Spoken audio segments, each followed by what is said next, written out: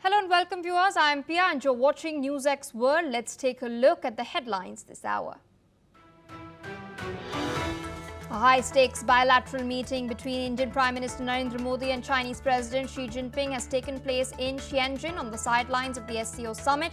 This follows the border truce in October 2024 and a meeting held in Kazan last year as both nations eye a reset in ties amid mounting economic pressure by US President Donald Trump's tariffs. Russian President Vladimir Putin is in Tianjin as China hosts the SCO Summit. Putin is slated to attend the SCO leaders meeting tomorrow, and following this he will head to Beijing to attend the Victory Day parade marking the 80th anniversary of the end of the Second World War on 3rd September. Vladimir Putin will discuss Tehran's nuclear program with his Iranian counterpart Masoud Pezeshkian. This meeting comes as Iran faces fresh Western pressure as Britain, France and Germany have moved to reimpose sanctions on Iran on the pretext that the country is failing to comply with the 2015 nuclear deal. The Donetsk People's Republic has reported that the Ukrainian army has carried out 4 attacks on residential areas over the last 24 hours. Now, according to the DPR, 4 projectiles were fired in the Gorlovka area, although no civilian casualties have been reported. Even as the SCO Summit is taking place in China, US President Donald Trump has used the Labor Day weekend to tout nearly $10 trillion in new investments for American workers. He's claimed that a big year lies ahead for the US if the tariffs are approved by the courts. Remember, earlier, a federal court declared Trump's tariffs as illegal but did not put a stay on them, giving his administration time to appeal in the US Supreme Court. Brazil has proposed an extraordinary BRICS summit to coordinate a response to trade challenges caused by US tariff policies. President Lula da Silva has stated that modern multipolarity is incompatible with unilateral actions. He noted that negotiating without a collective position is like a worker without a union trying to negotiate with the boss.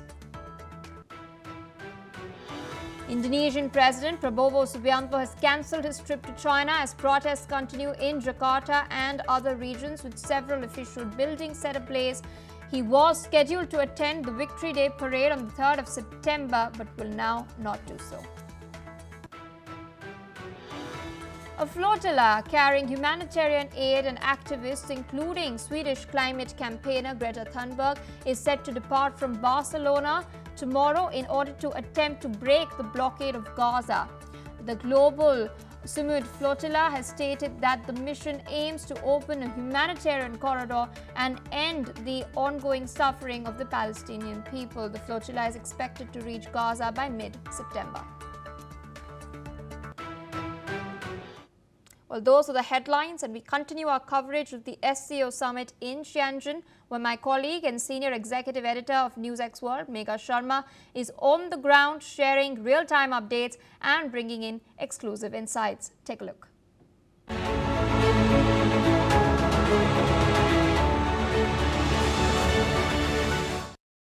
I'm here at the SCO Summit in Tianjin, China, and there is a very interesting feature that has been incorporated at the help desk at the SCO Summit Media Center that has been built by the government of China. Here you look at this humanoid that literally answers practically any question that you ask of her. So let's try that out. I'm going to first quickly ask you, what's her name? Her name is Xiaohe. Xiaohe. Xiaohe. And can I ask any question to Xiaohe? Yes, you can ask any question in Russian, English, Chinese. Okay, all right. And can you tell me how long did it take to set her up? Several days. Several days. Okay. Okay. Let's give it a try and ask Xiaohe some questions. Hi, Xiaohe. How are you? I'm doing great. Thanks for asking. How about you? I'm doing well, Xiaohe. Thanks for asking. That's wonderful to hear. Let me know if there's anything I can assist you with. Shauha, could you tell me something about the SCO Summit? The 2025 Shanghai Cooperation Organization Summit Media Center provides various services, including online/on-site reservations for workspaces, real-time event updates via official channels, photo downloads through the Photo Center, and material copying as a service desk. Transactions can be made in USD or RMB. For specific schedules or live stream details, please refer to the official summit website. All right, so that's as real as it can get.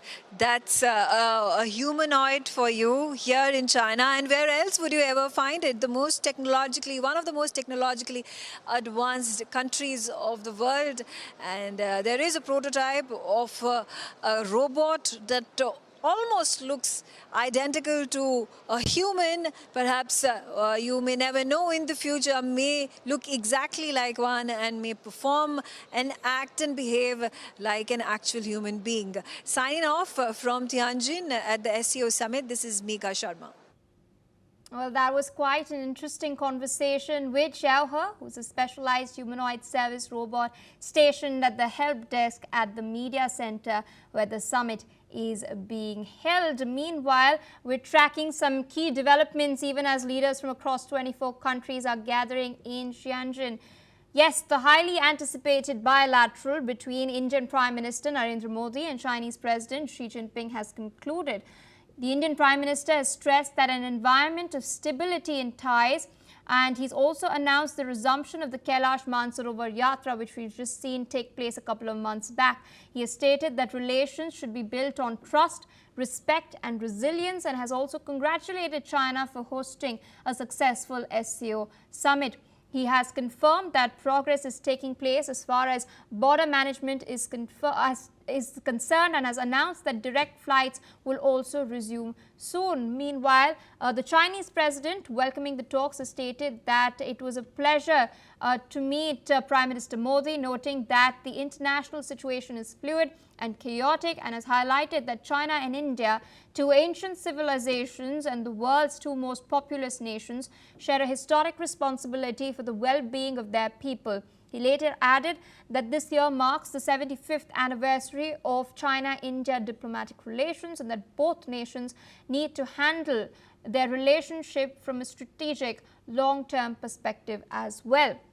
This meeting carries added weight, especially amid global trade tensions triggered by Washington's tariffs and strains the India-US ties that have come to light as well. Modi's visit also follows Chinese Foreign Minister Wang Yi's trip to India, which paved the way for restoring flights, updating air services and easing visas. What's interesting is that this is Modi's first visit to China since 2018, while Xi last visited India in 2019. He was in Mahabalipuram in Tamil Nadu. Relations have been long strained by the standoff that had taken place in Ladakh, the Galwan clashes in 2020. They have improved after disengagement at Demchok and Depsang in October 2024. The leaders also met in Kazan last year on the sidelines of the BRICS summit.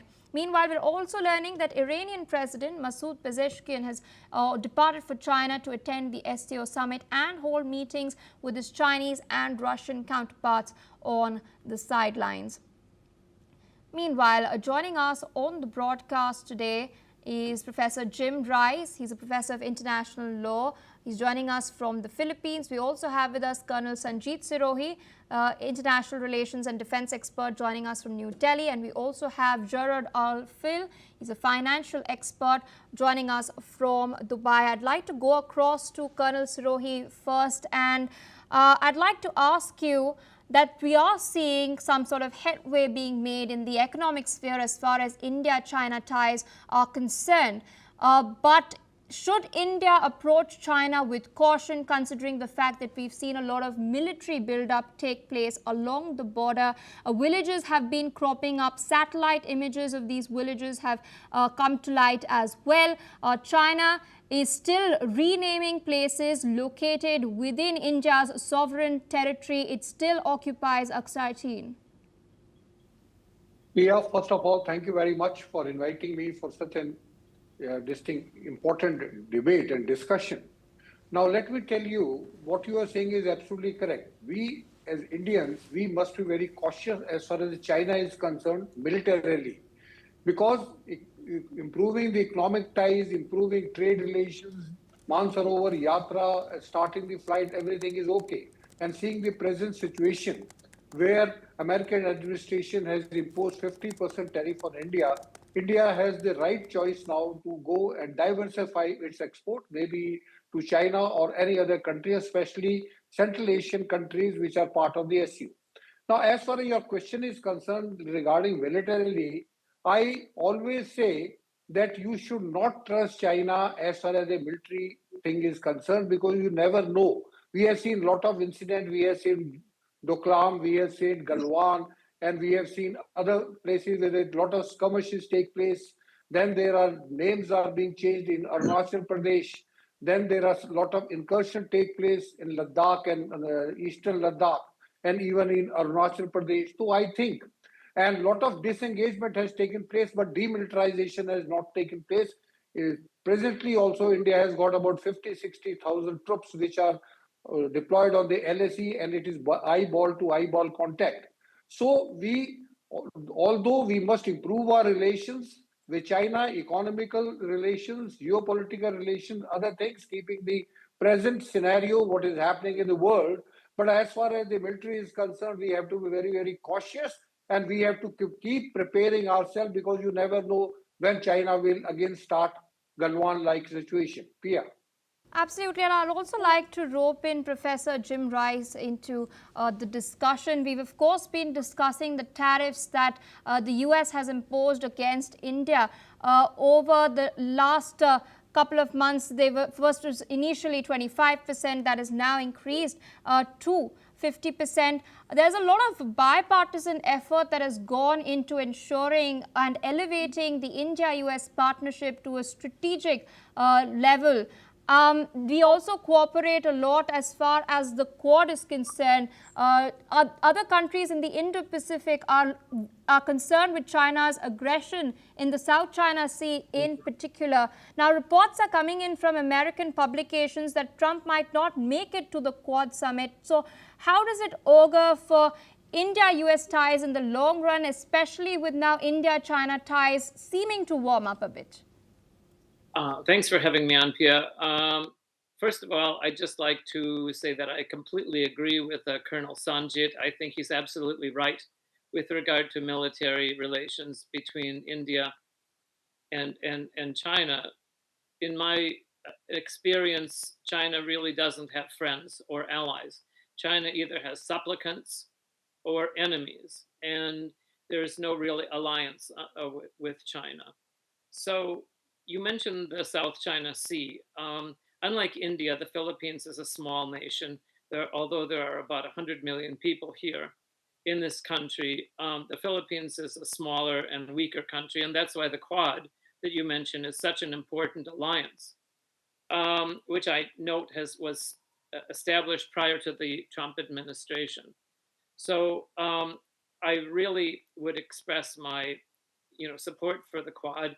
It's important for us here in the Philippines for a number of reasons, including China's incursions into the South China Sea, or what we call the West Philippine Sea, in terms of depriving the fisher folk of our own exclusive economic zone, as well as attacking fishermen and even Coast Guard and naval personnel. So the Quad is very important, and all I can say is that I hope it continues. But in addition to that, living where I do, we are very near to Taiwan, and China has made several aggressive moves and statements against the sovereignty of democratic Taiwan. And if there were a war, the Philippines would certainly be sucked into that conflict. Again, I don't think I've really addressed all of the issues. In terms of the tariffs, I just want to say one brief thing.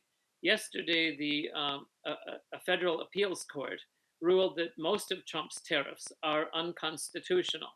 And that decision was absolutely correct.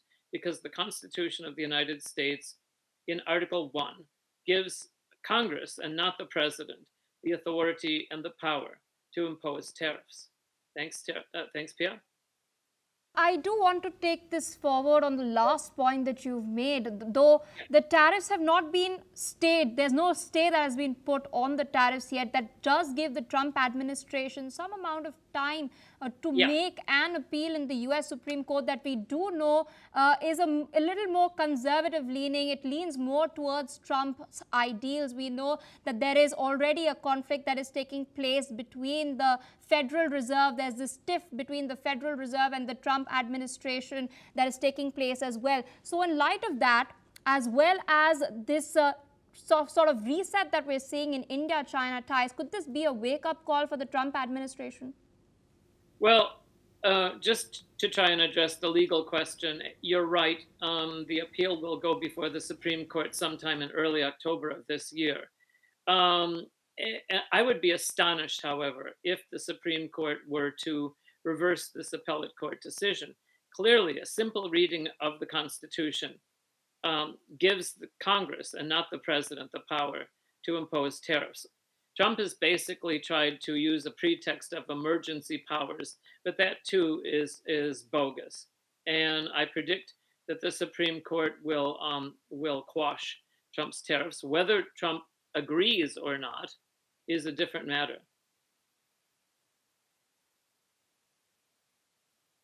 Rather patiently with us. He's a financial expert from Dubai and the United Arab Emirates. Thank you so much for taking out time speaking to us live on NewsX, where we've taken a bird's eye view at the strategic situation in particular.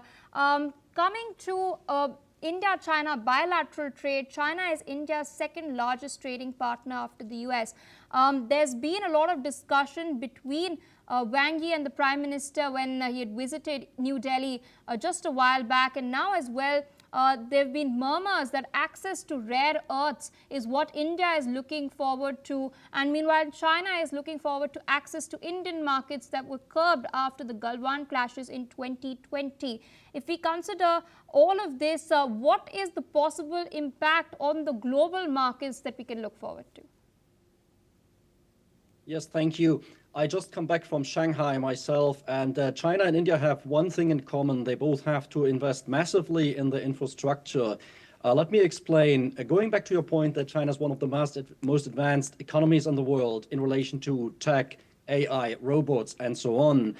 If you drive outside Shanghai in the hinterland and you see the province, there is still a lot of work to do, and the infrastructure is getting now a bit overused after all these years. I flew back over India and clear sky and looked down and see there is still so much to do in relation to roads, infrastructure, bridges, and so on. So both sides can work together. As I said 3 weeks ago in an interview here on your esteemed channel, that this is a shift when China jumped diplomatically on the side or to the defense of India in relation to the Trump tariffs. I think there's a momentous shift. I disagree with my previous speaker that India has to be cautious. No, this is the time where the gates are wide open.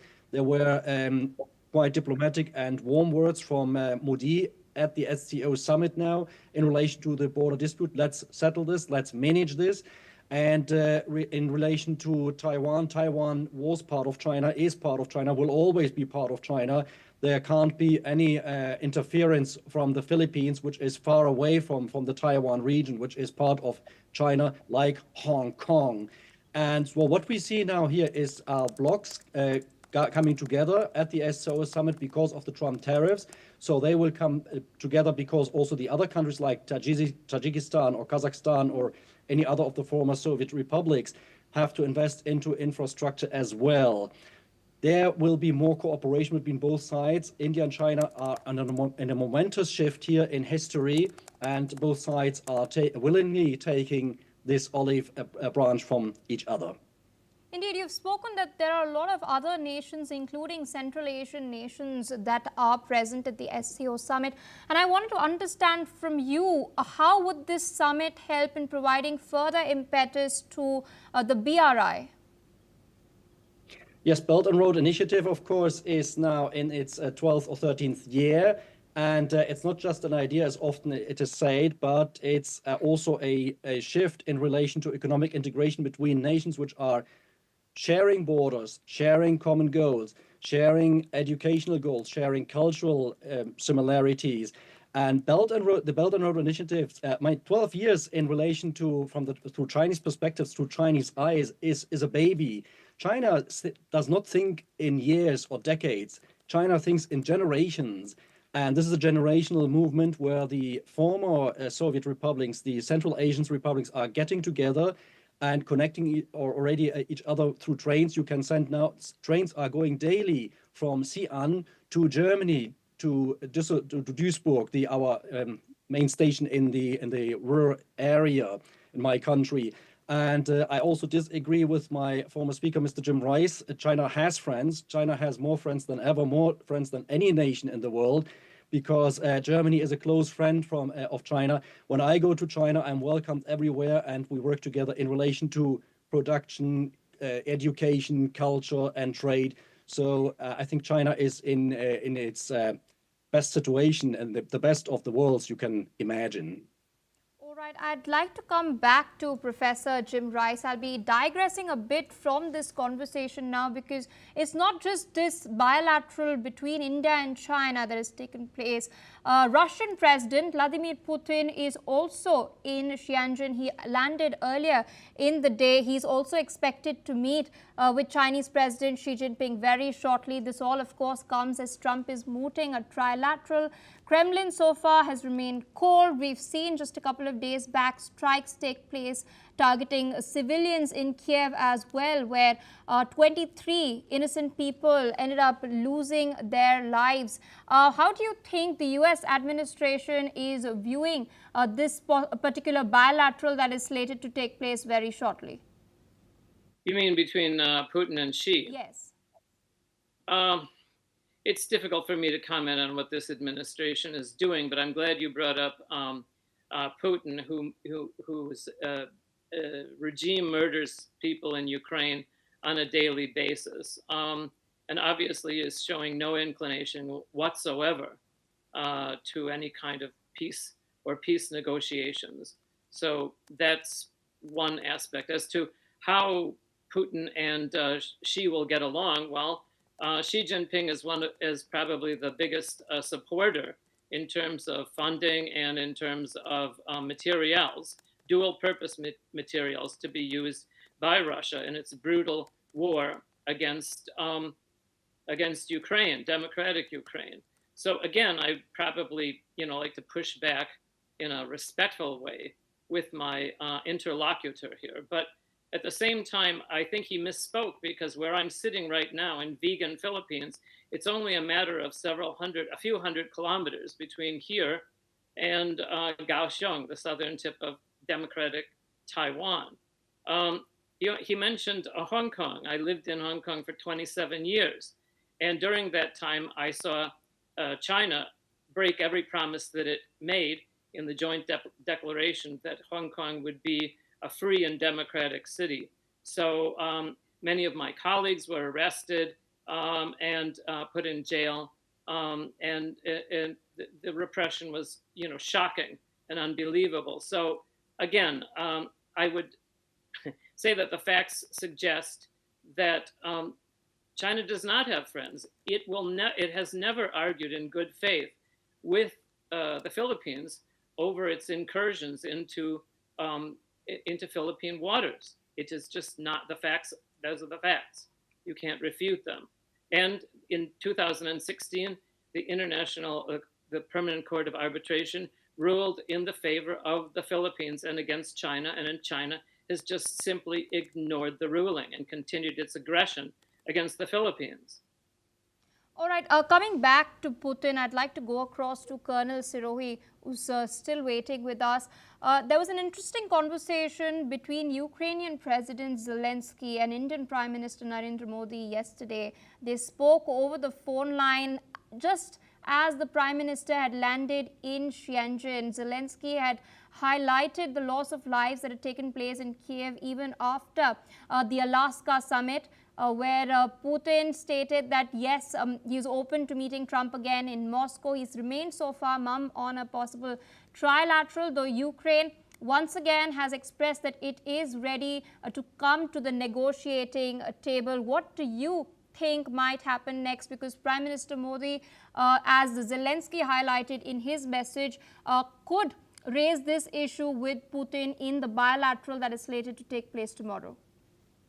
Absolutely, Pia, that's absolutely correct. Zelensky has already spoken to Modi about 1 week back, and he has again spoken to Modi when he landed there. And the only hope Zelensky now has is that Mr. Modi will be able to convey whatever, because India's stand has always been a peaceful stand. And Mr. Modi, at an n number of times, he had told to world leaders and especially to Mr. Putin that this is not the era of war. We must sit together and have a peace. So, and after Peter Navarro has said that this is Modi war, so even Zelensky has also started thinking that it is Modi's war, and Modi is the only one who will be able to put some pressure on Putin, because lot of this 25% of tariff which have been imposed on India is because we are buying the Russian oil. So this point is certainly going to come up with the bilateral talks with Mr. Putin. And Mr. Modi, I think, will be very forcefully telling Mr. Putin to do something about the war, because this cannot be carrying on for so long. It has already been more than 3.5 years. A lot of people have died, and still people are dying. So I think it is the right time, and I think now Mr. Zelensky has got a lot of hope on Mr. Modi that he will be able to do something when they talk bilaterally, and things may start improving as far as the Ukraine-Russian war is concerned. Pia. All right. I'd also like to go back to Mr. Gerard Alfil. He's with us from Dubai. And speaking of the Middle East, this is something that I wanted to touch upon once before I conclude this conversation. President Putin will also be meeting the Iranian President Masoud Pezeshkian, who is en route to Tianjin. This is in the aftermath of the E3 powers threatening sanctions against Iran over its nuclear projects. The UN has in fact also backed this ultimatum. So how do you think Iran is going to proceed from here? Because it seems that it is economically now cornered. Yes, definitely. I mean, I'm here in the UAE, and the UAE government wants stability in the Gulf waters, in the Gulf region. Iran now has to reach out to traditional allies, that is Russia and China. Iran has now to strengthen its diplomatic profile again.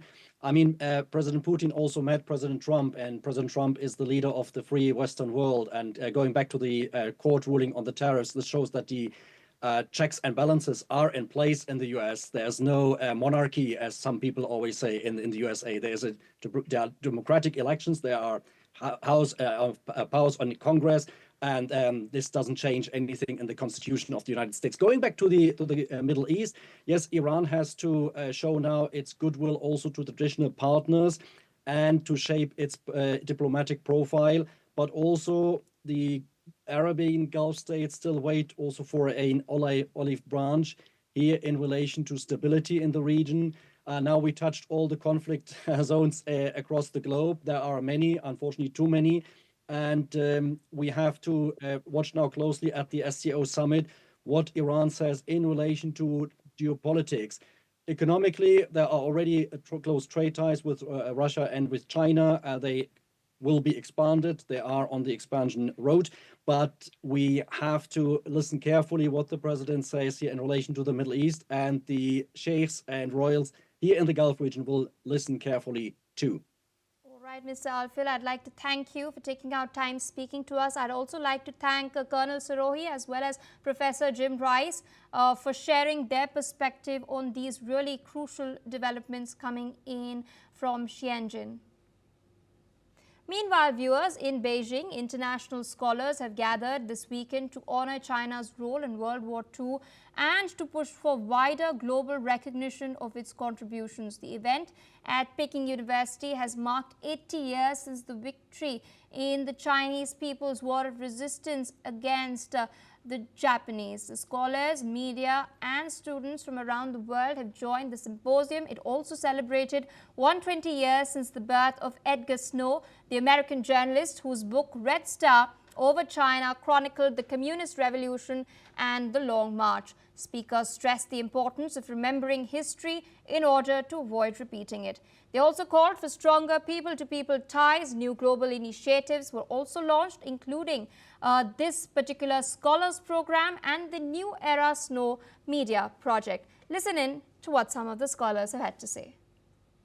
And so it's very important to have these type of events to remember history and to see what happened and to try to help educate more people about this important history so we don't have this happen again in the future. 战争年代，我们就已经建立了很多这个国际友好往来，这些国际友人的这个国际主义精神要继续发扬下去。所以说，国之交在民相亲的话，咱们先搞一些民间的交流，就对这个国之交能够有一定的影响。 China made a very, very important contribution to the anti-fascist war, along with various other countries. I've even been invited to many media conferences where there are international media who've come from all over the world, and I spend a lot of time talking to them about what China is really like, because there's a tremendous amount of confusion in many countries, so I need to share the reality of that. All right, viewers, we're shifting our focus away from China towards the Middle East. We're now learning that a flotilla carrying humanitarian aid and activists, including Swedish climate campaigner Greta Thunberg, is set to depart from Barcelona in order to try to break the blockade of Gaza. The Global Summit flotilla stated that the mission aims to open a humanitarian corridor and end the ongoing suffering of the Palestinian people. Details on the number of ships or the exact time of departure were not provided.